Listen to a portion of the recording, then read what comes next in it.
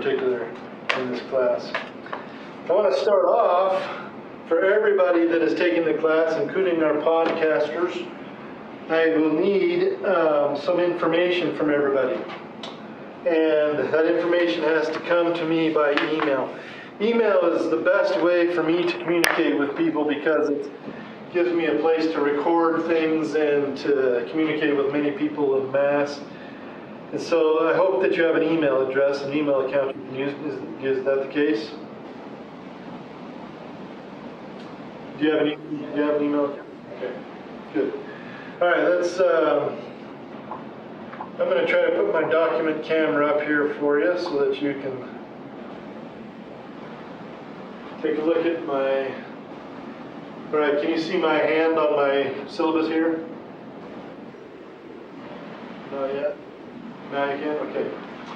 So the first thing we're going to do is we're going to go through this syllabus and we're going to talk about what this class is all about, what we're going to try to accomplish with this class, and then we'll talk about that email we're going to send. So this is Engineering Essentials, ENGR1000, and this course was created a couple of years ago for a very specific purpose, and that is to give students an introduction to engineering and give them a chance to experience a little bit about engineering without really committing to the engineering field. I have another class that's very similar to this, but it's a much more intense class where the students are spending a lot of their time doing group projects, big projects that take a lot of hours outside of class. In fact, in that class, we hardly meet at all for the final maybe 6 weeks of class. We meet maybe once a week just to touch bases on how their projects are going and to give them some direction. But that class requires kind of a huge commitment, and pretty much you have to be in North Platte to work in groups, or nearby, or McCook, where I have a pretty big group. So it didn't really work well for students that are kind of wanting to explore engineering in high school or at one of the distant campuses we have. So we created this class that allows me to work with individual students in different locations.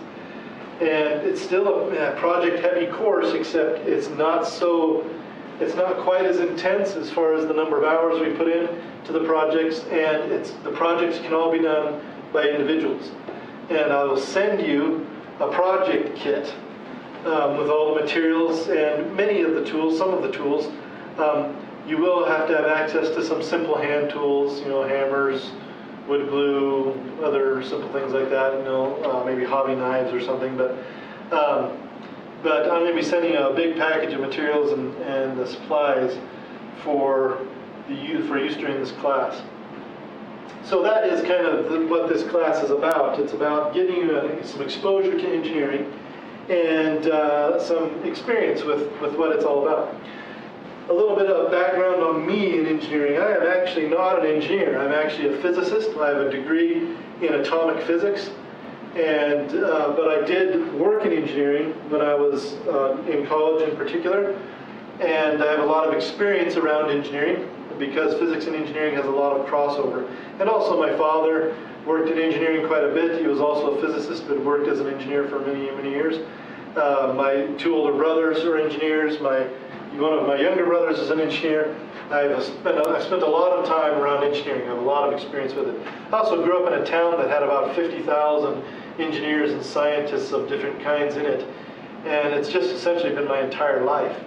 As a student at Brigham Young University, I actually got a job working for an engineering firm that did contract work for NASA, and I was able to work on a project where we put some stuff on Mars. The Mars rover has some of the parts that we designed and that we worked on in the company that I worked for. It was a lot of fun. We did some really cool projects. We got to work with some really cool things, and of course, saying that I had a part in the Mars rover projects is just really fun to talk about. But that was actually my last real engineering job because I started teaching after that. I was going to go into research, but then I discovered teaching in community colleges, and I loved it so much that I decided to go with that in my career. So while I do have some experience in engineering, my education is in physics, which is actually, I think, beneficial. It gives a a wider experience, I think, to my students because I do have a fairly broad experience in physics as well, physics and engineering being highly related to each other. And hopefully we can give you a nice overview, a good kind of experience into what engineering is and what you can do with engineering. Before I move on with anything, you're the only one live in the class at the moment. So tell me why you're taking this class, Alan.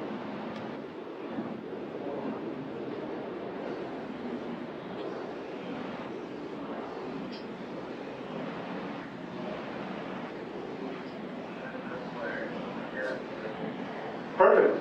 That is exactly the kind of thing that we want to do and we want to address in this class and help you to explore. What made you want to be an engineer?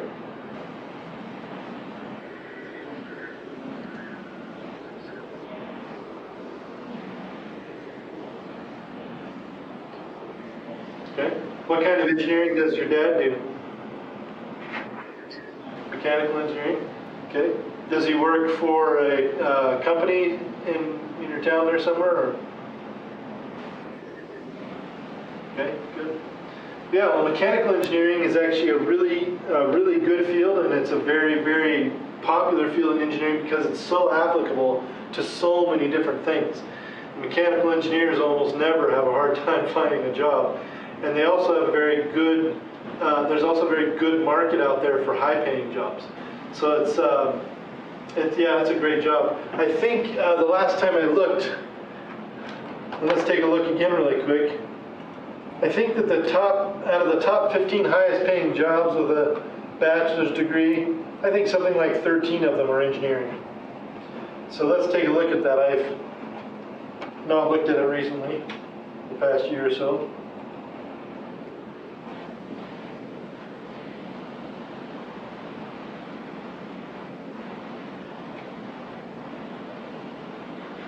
I'm going to switch over to my computer really quick.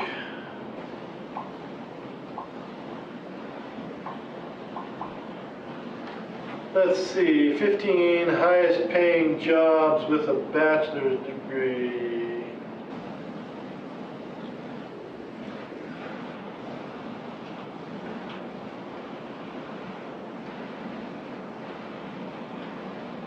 There we go. So I think it was pay scale that I looked at last time, so we'll look at the same list so that we get a good comparison.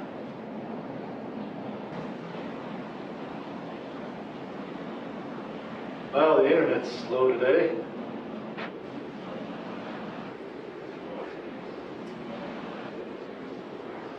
Yeah, you got petroleum engineering at the top, which has been pretty high for quite a while, specifically because of all the drilling they've been doing down in the Gulf Coast and up in the Dakotas. And then nuclear engineering has made a big resurgence right now. And the reason for that is because all the nuclear power plants in the nation right now are getting updates, and they're starting to build nuclear power plants again for the first time in many, many years. It took them a long time. It was President Jimmy Carter that stopped building nuclear power plants back in the 70s, late 70s. And it was, I think it was George Bush Jr. who finally signed a new law saying that we could start building them again. And our present government has not done much to help it, but there are still nuclear power plants that are being built. I don't think they're allowing any more to be licensed, but the ones that were with our last president, which was President Bush, right? Yeah, he licensed several nuclear power plants, and those ones are in the works. But the old nuclear power plants have all old operators. All the people that run those are old operators, old engineers, and they're getting close to retirement. So they're handing that torch off to the new generation. And so nuclear engineering is making a huge resurgence, both with the old power plants and the new power plants. I actually have a student that works at the nuclear power plant in Omaha. He came here for 2 years, got an engineering, he got his engineering classes done, went on to UNL, and while he was at UNL, he actually worked for the Omaha Public Power District as an intern, and they paid for much of his college. And he worked in the summers for them, and then he had a job with them as soon as he got out. So it's a really great, and also not just nuclear engineers work in those power plants for OPPD or NPPD or whatever other power company you go to, but also mechanical engineers work for those companies, civil engineers work for those companies, chemical engineers work for those companies. So they're always hiring engineers, even electrical engineers, computer engineers are working for these companies that bring power to the people. So that's a huge deal right now. That is kind of new. Then you have actuarial mathematics, which is essentially the art of ripping people off using math. That's what people do in insurance and in Las Vegas. The mathematicians that figure out those things are actuarial mathematics. But then there's chemical engineering, electronics, communications, computer science, electrical, computer systems, aeronautical, computer, mining, electrical, mechanical, aerospace. I mean, it's not even close. Everything is engineering except one. And there used to be two. It used to be that physics was in here at about 10 or 11. But the real reason that physics was in there at about 10 or 11 is because physicists can come out of a 4-year degree in physics and they can go work as an engineer. So they don't come out and work as physicists generally when they get a 4-year degree. Usually it requires at least a master's or a PhD. But with engineering, the 4-year degree is a very good place to start and get you a long way in a lot of fields. So yeah, really cool stuff.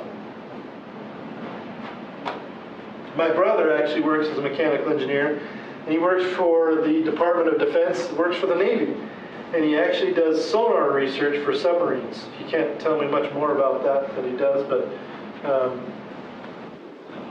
it's still, there's some really cool things going on out there in engineering today, especially with all the new technology coming forward and new discoveries. So that's a little bit about me. That's a little bit about you. Let's talk about the class again some more. So Monday, Wednesday, Friday, 11 to 11:50, we'll be in here broadcasting this class. Of course, the class begins today and it ends on the 15th. The 15th is actually the last day of finals week here at the college. And so we will have a final that week. It's not really going to be a traditional final. It'll be a final project and a presentation that you'll have to give on that final project. And then we'll be done. And you'll just submit that by video, essentially. You'll make a video of your project. And this is my information as far as where my office is and my office hours. Of course, since you are actually not on campus, you will probably do most of your communicating with me by email once again. My email address is down here, dailyj@mpcc. Let me zoom in on that so you can really see that well. How do I zoom in with this thing? There we go. So there's my contact information. And this is where I want to start today. I want you to go ahead and open up an email and put in my email address there. And I want you to send me, now this is for everybody. People watching the podcast later on, you'll need to do this as soon as you can. I need you to send me an email with several things in the email. And this is essentially going to be kind of like a quiz. We'll put this in as a quiz course to make sure that you get it done quickly. The first thing, of course, is I want your name, full name. The second is I want an address that I can send your materials to. It can be your school address. Good thing I can think and talk at the same time and write also. So it can be your school address or your home address, it doesn't matter to me. Whatever address you would like me to send a large package to, full of materials.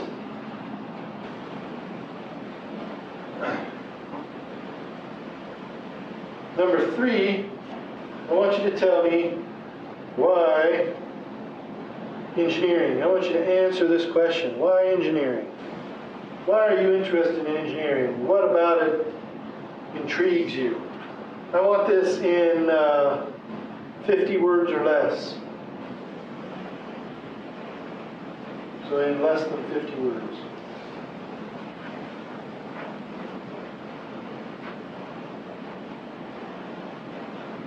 So name, the address that I'm going to send your materials to, why engineering in 50 words or less. And there was one more thing that I wanted to,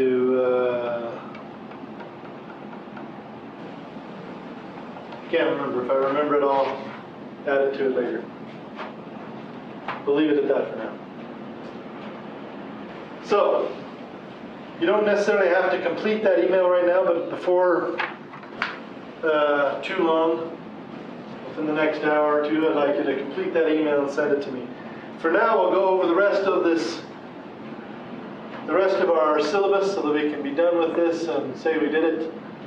And please all the powers that be that are in charge of making sure we do things properly. So, Engineering 1000. It's a one-semester introductory engineering course.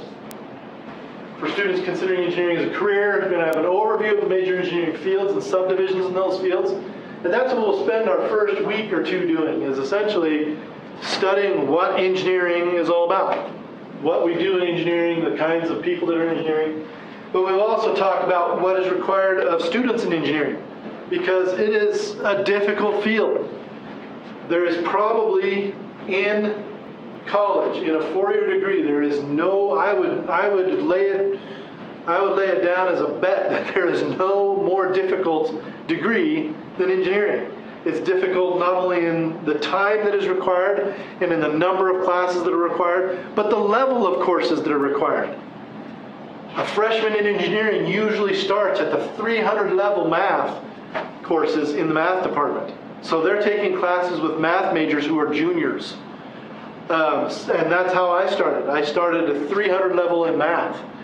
And that is not uncommon. And you start at a very high level in the science departments. And many engineers are actually done with their first 2 years of college before they even leave high school, because they take advantage of opportunities because they know it's going to be hard. And even then, even though they start way ahead of the crowd, of the average kind of student in college, they still have to spend more time in college than most students. Most engineers spend 5 years in college to get their 4-year degree. So it's not an easy thing, and a lot of things are expected of students that go into engineering, and we want to explore that and prepare you for that. We don't want you to be blindsided by the effort and the difficulty of engineering. Now, am I saying that to scare you? Absolutely not. Engineering is scary to many people, but mostly to the engineers that are actually in the field, it's exciting and invigorating. And you have a lot of people around you that are going to support you, not only your teachers, but also other students and friends as you go to engineering. Everybody's in it together, and you'll find that it's a really rewarding experience just being a student. And that doesn't even, you're not even in the field yet. So it's a great thing, but we're here together to explore that and to prepare you for that. We're going to talk about history of engineering. We're going to talk about engineering achievements. We're going to talk about engineering failures. One of the most important things in engineering are the failures, because we can learn much more from failures than we can from achievements. And then we're going to also look at the present outlook, so the future of engineering, which is really exciting right now. And it's really exciting right now because of the new technology that is being produced and also the new discoveries being made in science and in many other ways, and in many other things as well. The most interesting thing I think about engineering that we discover as we go into engineering is that engineering is the penultimate creative endeavor. There is nothing more creative than engineering. Not art, not music, not literature, nothing. because engineers are creative with the lives of human beings. Engineers create the world that we live in and the things that we interact with every day of our lives. And they change the world not in a big way every once in a while. They change the world on a regular basis constantly. They're never not changing the world around them. They're never not changing how human beings think, how they act, how they perceive the world. And engineering has repercussions in every field, including art and music and science and literature and everything else, because engineering drives the human race. So it's a really exciting thing to learn about, but even more exciting to participate in. The course will include several individual and group projects. So most of the ones in this class will be individual. We will have a couple of group ones, hopefully towards the end of the class, because towards the end of the class we're going to be doing a lot more design rather than building, which is really what engineering is about. Engineering is more about designing things than it is about building things. And it's a very commonly misunderstood thing about engineers, is that they often spend most of their days sitting at a computer or in a room designing things. It used to be that they would sitting at a drafting board and drawing things out by hand. And engineers still do a lot of that by hand, just because it's a good way to get your brain working. But a lot of engineers spend a lot of time in front of computers, working out computer models, doing computer-aided design, drafting, and drawing, doing simulations and models using mathematics and computer programming, creating all kinds of interfaces and doing just incredible work without actually ever leaving the computer. And that is really the present state of engineering right now. So we're going to spend a significant amount of time towards the end of the class doing essentially computer-aided design. The textbook in the course is this textbook by Holtzapfel and Rees. Were you able to find this textbook? Good. I hope it wasn't too expensive. I chose this book because it's not very expensive. But it's a really good book, and it's a book that you might want to hang on to as you go into engineering, because it has a lot of great resources in it, particularly when it comes to how to design a project and use many, many tools to do that. Because engineers are not just responsible for drawing up an idea and building an idea. They're also responsible for the economic impacts of the project, for paying for the project. They're responsible also for social impacts of the project. How's this going to affect the world socially, or the people that are going to use this product socially, or whatever. They're responsible for political situations. So there's a lot of things involved, and this book does a pretty good job of covering a lot of those things. So we're only going to use, I think, the first 6 chapters of the book, and there are 9. There are 10 chapters. The last 4 chapters of the book are a little more technical, involving some mathematics and some tools of engineering mathematics. And since I don't have a prerequisite for this class, I don't want to get into mathematics. But it is a very good book. For some reason, my door just closed. I want to make sure I open that back up so my student who is not here doesn't think we're not letting him in.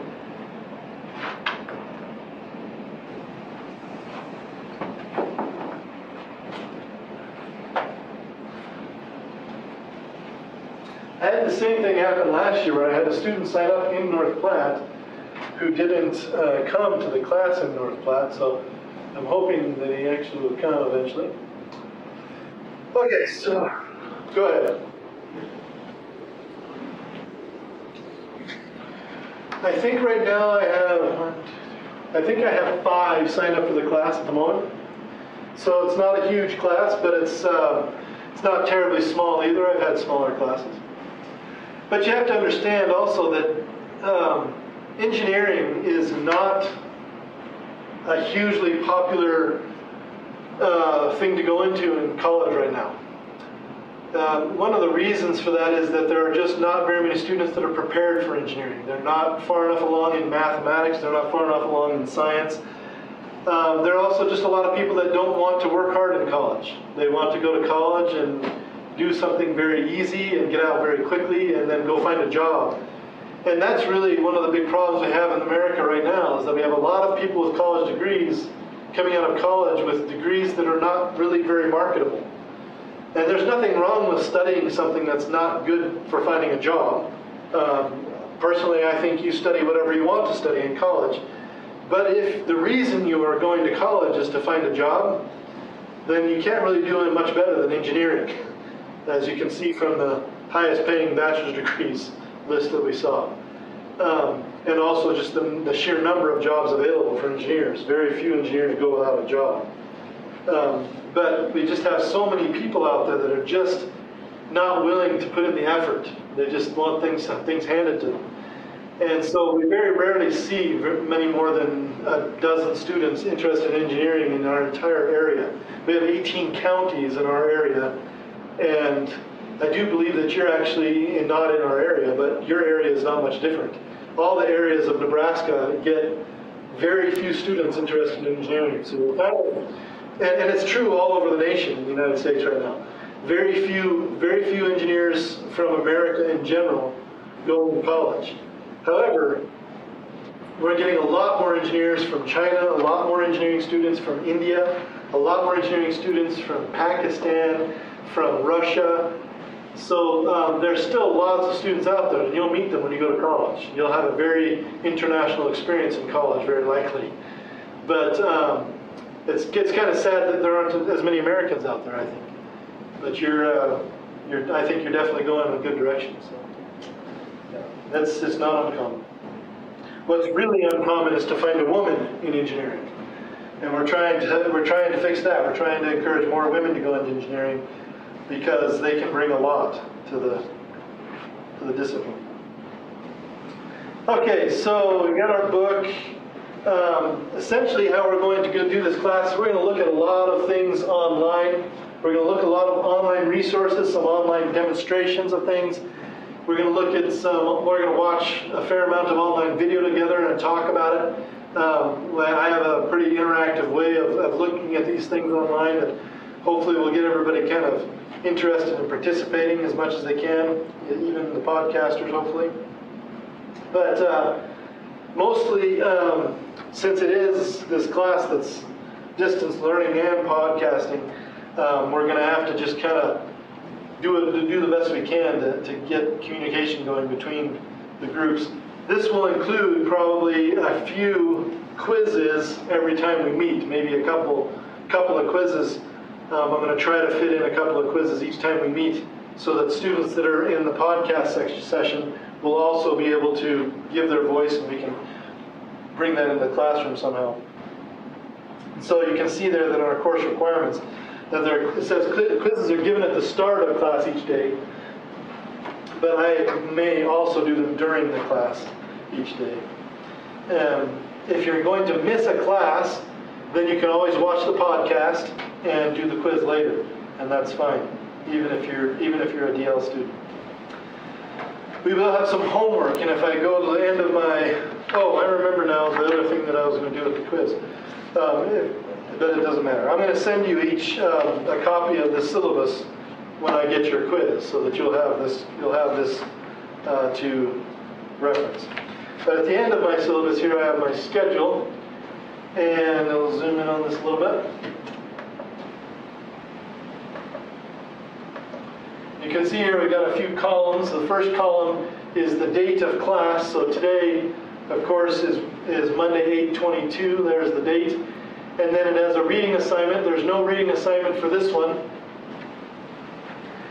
And the reading assignment could be a reading assignment, or it could be a viewing assignment. For example, on Wednesday and Friday of this week, you will be required to view the podcast for this course. And the reason for that is that I will not be here on Wednesday and Friday during class time. I will actually be traveling for the rest of this week.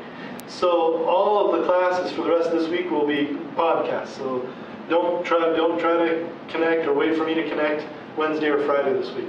Just go ahead and watch the podcast that I will post for you. And I will try to post those before the class so that when you come in on 11 o'clock, you can go ahead and watch that at the regular time. But then also we have an assignment for each day here. This first assignment here is to register on engineering.com, to read 2 different articles on engineering.com and write a 1-page report on each of those articles, right? So you're going to do a little bit of kind of exploration online, learn a little bit about what engineering is, what's happening in engineering right now. Engineering.com is a great resource for engineers in general. They have an education section that is great for students of engineering, but in general, it's just a great resource. You can register for free on there, and you can sign up for email or text news or whatever. And I want you to do that so that you can start learning what's going on in engineering. You should know those things if you're going to be in engineering. And then over here on the right column, we have a due date. So the due date for those first 2 articles is going to be Wednesday. And it doesn't have to be extensive. I just want you to read an article, write a page report on it. Your page report can include some pictures. It shouldn't include all pictures, but it could include 1 or 2 pictures, or a graph, or a chart or some kind, if you want to use that to explain to me what you read about. But it should also include the name of the article and the writer of the article and things like that. I'm not going to be picky about how you format your reports in this class. I just want them to be professional looking and to have the information that is necessary. And to, of course, give credit to those whom you have, to the materials that you have read for access. And then we have 2 more homework assignments. We have a video watching assignment. I want you to find a video and watch 60 minutes of video, and then a video report that you have to do on that video, or on those videos that you watched. So you've got a couple of assignments this week, nothing too strenuous, I don't think. And then some podcasts that you will watch Wednesday and Friday while I am gone. And I will, when I send you the schedule, I will also send you a link to the podcast channel. It'll be essentially a YouTube channel that you will go to watch videos for this class. And I will send you the link for that as well. And you can see here as we go along, we have other homework assignments and reading assignments. Chapter 1 here on the 29th, next Monday, we'll have Chapter 1 as a reading assignment. We'll go through Chapter 1, then we'll go take a couple days to get through Chapter 2, a couple days to get through Chapter 3, and then we'll be ready for our first exam on bookwork. And you can see here, we don't spend a lot of time on bookwork, just the first few weeks here, and then we're done by early October. We're done with the book, and we're going to just do projects from there on out, just project after project after project. And that is on purpose. We don't want to spend too much time just reading out of a book and answering questions. We want to do activities that give you experience. So we're going to get away from the book as soon as we possibly can. We will do chapters 1, 2, 3, and 5, and 6. We'll skip chapter 4, and then we will be on our way. Okay, so that takes us to project reports. Every time we do a project, we will have some type of report. Some of the reports will be kind of pre-designed, where you're just kind of filling in the blanks, doing some activities, writing some answers to questions. Some of them will be more like a report that you have to actually create yourself, more like a journal maybe, where you're recording activities as you do them, and then making comments and taking data. And we'll learn how to do that as we move on through the class. So we have quizzes, we have homework, we have project reports, and then we have exams and also presentations. I should have written exams/presentations here. But presentations and exams will be like the tests of the course. We'll have, I think we have 3 exams for the book. Yeah, we have 3 exams that are essentially on material from the book, and then after that there will just be presentations that you will give concerning your projects. And I think maybe 3 project presentations you will give. You'll give a couple of smaller ones and then a big one at the end. and those will all be the exams for the course. If we look down here into the grading evaluation, you'll see the quizzes are worth 10% of your score, homework is 25%, exams are 30%, and that includes your presentations. The exams and presentations are together. And then your project reports are 25%. So 25 plus 25% plus 10%, you've got 60% of the course just kind of sucked up in things that you're doing in class and homework and project reports. Right? So essentially, if you participate in the class, you're well on your way to doing well in this class. 30% are the exams, so each exam is essentially worth about 5% of the course. And then you have this other category down here, professionalism. It's extremely important that students in college in general behave professionally, but very important that engineers behave professionally. Because one of the most crucial things that engineers do as engineers is to convey information and communicate with the public. Engineers have to be able to professionally deal with people in businesses, in the science fields, in politics, regular people on the streets even. They have to be able to bring their ideas to the world and explain their ideas to the world, and also help the world to make use of the ideas of engineering. And so it's an extremely important responsibility. And professionalism includes all of those communications kinds of efforts. So we want to behave professionally. Now I understand that we like to mess around, have a good time, joke around and everything else. And as long as that is kept within, a professional kind of, at a professional level, that's fine. Things that are not considered professional, even though you may have heard it from people that are so-called professionals. The things that are not considered professional are crude language or swearing or crude jokes. It's just not professional. It's completely unprofessional. It should never be in a professional setting at all. Any kind of sexual harassment or harassment for any other reason, racial harassment or anything else. Also, of course, included in professionalism are things like, doing your own work, things like that. Now, most of my students will get 100% of these points for professionalism. I very rarely have a student that I've had to take those points from. But I have taken them every once in a while. So just make sure that you're behaving professionally and holding yourself to a high standard as an engineer. It's very important. It's important just generally in life, I believe. But engineers have a special responsibility in that regard. Make up quizzes, tests, late assignments. Usually I'm pretty easygoing for students that are doing the work. If they need a little extra time or if they miss an assignment for some reason. If a student is continually missing assignments, then I start to crack down a little bit, but I'm usually pretty easygoing, as long as we're getting work done and staying kind of on task. If you're going to miss a test, try to tell me beforehand, if you know beforehand, just so that we can make it fair for everybody and everybody taking the test about the same time. Hard to do with distance learning and podcast, but we'll try. Conflict resolution, if you have any problems with me or the course, or any concerns with me or the course, you're more than welcome to come and talk to me. Like I said, I'm very easygoing, and I'm very open to constructive criticism, or even non-constructive criticism. I'm pretty hard to trouble. But if you don't want to come to me, you can talk to my division chairperson. Her name is Sally Falcon. Her office number and phone number are here. As I guess I didn't put her email in there, but her email is falcons. But you're welcome to contact her as necessary.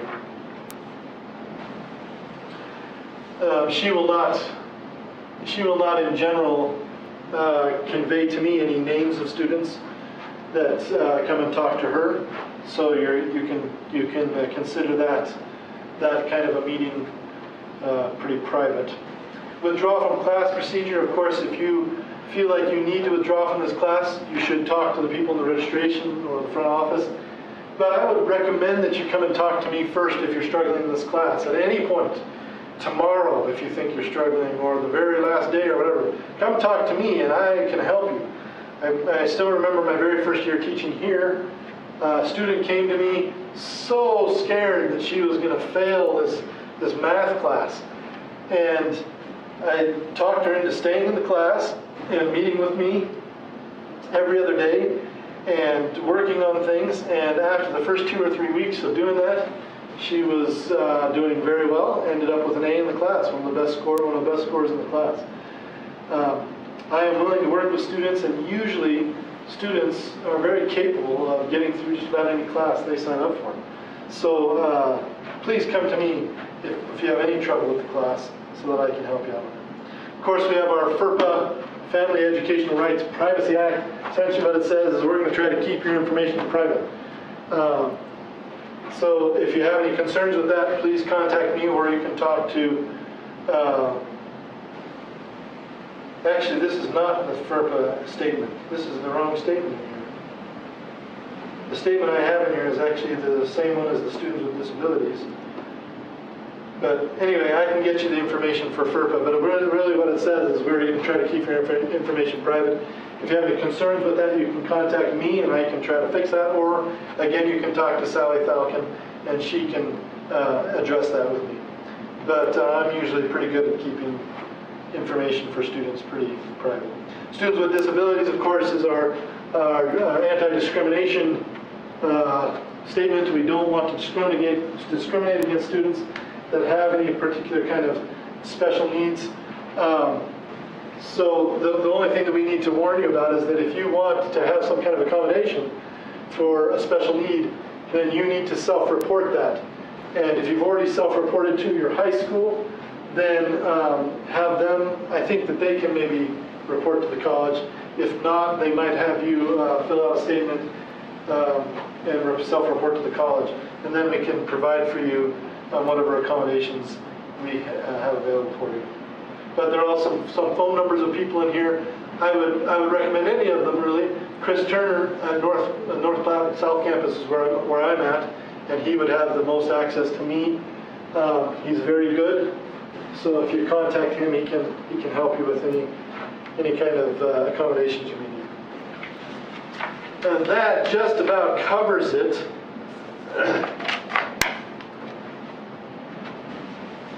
The last thing that I want to mention before class is over is that there are these lists of projects on here, and for the most part each project takes a week or a little bit more, and sometimes up to a couple of weeks depending on the project. The projects are fairly self-explanatory, I think. For example, the bridge project, we're going to be designing a bridge, building a bridge. They have this rubber band driven car. We have a trebuchet, which is kind of like a catapult. We have a motor project for building a motor, hydraulic arms, and so on and so forth. If there's a project that you are interested in doing, you're more than welcome to suggest it, and we can try it out. It will depend on my review of the project. I'll have to take a look at it and see if I can make it fit into what I'm trying to teach. But these projects, we're trying to teach a variety of different kinds of engineering fields, from electrical to mechanical to hydraulics and things like this. We're trying to give to civil engineering with our bridge project even. We're trying to give the students a broad kind of experience with what engineers have to deal with. But if you can find something that would replace one of these and give the same kind of experience, and you were interested in that, please suggest it, and we'll see if we can shoehorn it in somewhere. Towards the end, we have this CAD design project and 3D prototyping project, 3D printer prototyping. I do have a 3D printer that we will try to use in this course as we design things towards the end. And that project is still kind of up in the air what we're going to do for that. I haven't decided. I've done a couple of different things, and I'm trying to find something better than I've done in the past. I'm always trying to find the best thing we can do each year. So again, if you have any ideas for a 3D printing project or a computer-aided design project, feel free to share those ideas with me so that we can consider them for use in this class. once again, before we break here, the end of the class, make sure that you are sending me an email. Here's the email address again. You zoom in on this. Send me an email, dailyj@mpcc.edu, your name, an address to send your materials to, and the answer to the question, why engineering? Why are you here in engineering? In 50 words or less. And then I will send back to you in return a copy of the syllabus, and also I will send you a link to the YouTube video site where you can access the podcast for this course. And that covers what this class is all about. Now we'll get into the videos. Remember that we have a video assignment. We have actually an engineering.com assignment. Again, I'll send this to you. But remember, you have to get on engineering.com, register to receive their email, their news alerts, read 2 different articles on engineering.com, your choice, whatever you want to read. Just click on something that looks interesting. Right now there's one on there about how they're making lenses for microscopes using spider silk, which looks really interesting to me. And then write a 1-page report on each article. You can double space it if you want. It's probably going to end up being 100 words or so, maybe a little bit more. Maybe put a picture or a graph in there, and that's going to help explain what you read about. And then we have an engineering video assignment to watch 60 minutes of videos about engineering field. You can choose several different videos, but it needs to be all about one type of field. So if you're going to do nuclear engineering, it should be, how a nuclear reactor works, or the history of nuclear engineering, or nuclear engineers today, or the day in the life of nuclear engineers, or whatever. You can use YouTube for that, or you can use engineering.com or any other video resource. Just make sure that you write down where those videos came from and what they were called. And then you're going to use that information to type a 1-page report on your 60 minutes of videos watched, including the titles and websites of those videos. And then during those assignments this week, Wednesday and Friday, we will not meet. You will be just watching the podcast, and I will be presenting some videos to you on that podcast. And then next Monday, we will meet again and start our book work. And that's all I've got for you today. You have any questions for me? All right, I hope that you enjoyed the class. We'll get started again with the book, like I said, next week. We'll see you next week, and I will send you an email as soon as I get one from you. You're welcome. Have a good day.